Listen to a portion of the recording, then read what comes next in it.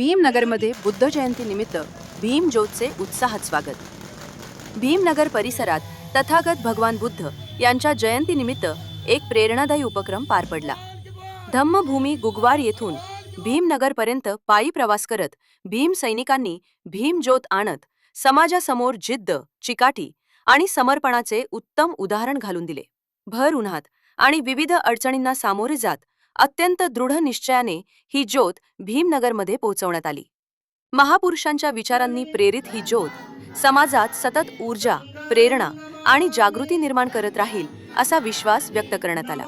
ही ज्योत आणणाऱ्या भीम सैनिकांमध्ये गणेश सरोदे, सौरभ कांबळे, प्रथमेश भोसले, नाथा घाडगे, श्याम चंदन शिवे, अर्जुन कांबळे, बिलू माने, नील साबळे, सौरभ उबारे, करण कांबळे, गणेश सुतार आणि बापू कांबळे यांचा समावेश होता.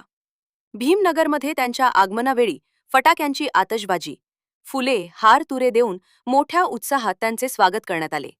या स्वागत सोहळ्यासाठी परिसरातील ज्येष्ठ नेते उत्तम कांबळे, सामाजिक कार्यकर्ते अक्षय मासाळे, मनीषा कांबळे, राकेश माने, पंकज सावंत, दादा माने, काशिलिंग सरगर, सूरज कांबळे, नरीचंद मोरखाने तसेच महिला भगिनी व नागरिक मोठ्या संख्येने उपस्थित होते.